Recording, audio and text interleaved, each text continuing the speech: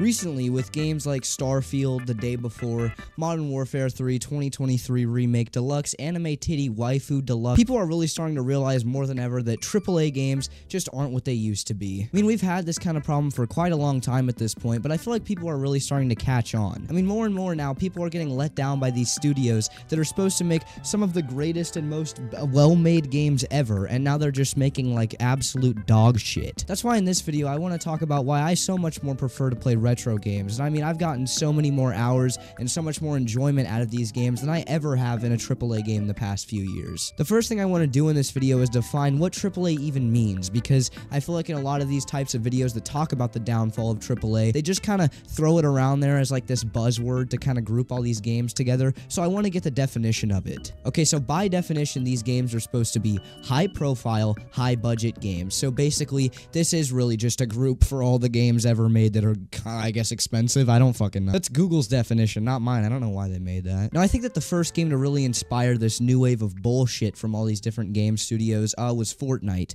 And the reason why is because Fortnite was really the first, like, big game that really used microtransactions heavily. It's probably the biggest game to ever use them, and it was the first. It popularized it. That's not how you say that. It popularized it for game studios, and I mean, think about it from the game studio's perspective. They get to make, like, half the game, and then they can just release the rest of it behind a paywall of microtransactions. It's so much less work for them. And I think that a lot of game developers kind of saw how big and how well this worked for Fortnite, so they implemented it into their games whenever it really didn't fit what kind of game they had in the first place. But why? Well, I think it's pretty obvious why developers do this. Big game guy want the big money from the game. It's pretty simple. I mean, whenever they can make literally, and I know I already said this, but half the game and then just release the rest of it later or never release it, they have to pay for half the work, because half the work's getting put in. That's simple math right there. So they save money, and not only do they save money, but they make like a bajillion, quintillion, dodecasex, dildo-hillion more money from doing the microtransactions, because people just buy them over and over and over again. They buy the Snoop Dogg skin and the Nicki Minaj skin in Call of Duty, guys. You guys know those people buy our skin, and we love Call of Duty. Now, I'm not going to sit here and complain about microtransactions in this video, because that's been done like a million times to death, and it's not like these game developers are gonna listen to me. So what I do want to talk about a little bit is what these big AAA studios don't understand about game development. I feel like another problem with a lot of AAA games is they're trying to make the biggest possible, just absolute monstrosity of a game, whenever they know that that's not really possible. But I think what they don't understand is that just making a really, really, really long game is not necessarily what people want. Some of the most well-received games of all time are games that literally look like this. I mean, look at this. I think I found this like in a sketch of like whenever I was in kindergarten. I drew this, but it doesn't matter because the characters, the plot, and the setting of this game is so good that people will play it regardless of how it looks. And then like look at Cyberpunk, which is like the complete opposite. I mean, this game to me kind of looks like that shit that you see on TikTok where it's like the movie clip, the Family Guy, the crazy background music, the Subway Surfer. Hey, get our attention, please. Look at our game.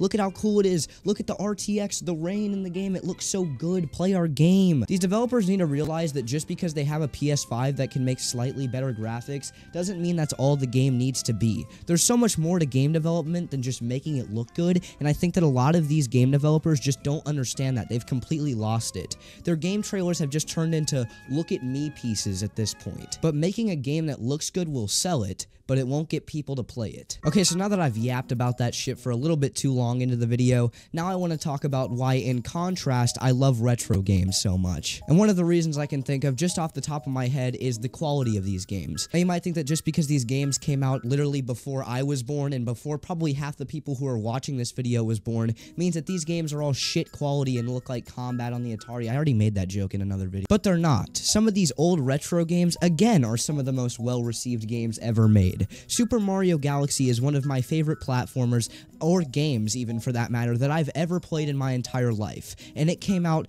16 years ago now. Are you serious? 16 years. Another thing you might think is that these games might be smaller or you'll get less out of them, but that's not true either. So back yonder long ago, whenever people were back banging sticks and rocks together to make fire, these game developers didn't have this funny little system called DLC into their games. And what this meant was that they had to make all their games on these shitty little poopy, shitty, stupid DVDs.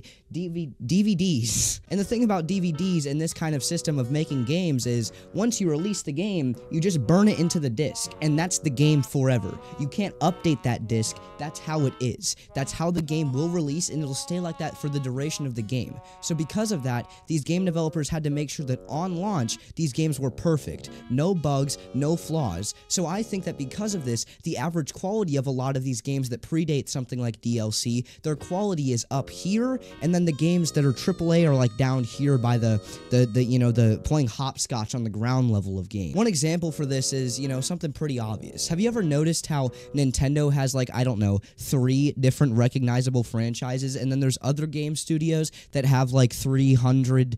That's a lot of games. Well, the reason why is because ever since the beginning of Nintendo's game creation, they've always made some of the most high quality and cutting edge of technology games ever. And just going back to those old games, they still hold up so good today because that's always been their goal. And it's very, very easy to tell whenever you look at something like this from literally 14 years ago now. This is Super Mario Galaxy 2. It's not the first one. And the best part about this is a lot of these games have pretty decent prices. And that's my next point I want to talk about, is pricing of these games. So with retro games and a lot of other retro shit and other kinds of collections, a lot of the stuff can be reasonably priced, like absolute steal of a game, and then other stuff can be bananas. But for the most part, I think that a lot of these retro games are priced pretty fair. See, AAA games at this point cost about $70, which if the game really did give you a good amount of content like what AAA was, prior be able to do, then I think $70 is a fair price to pay for some of these games that you're getting. But you're just not getting $70 worth of value out of Modern Warfare 3. I mean, even compared to games that come out now,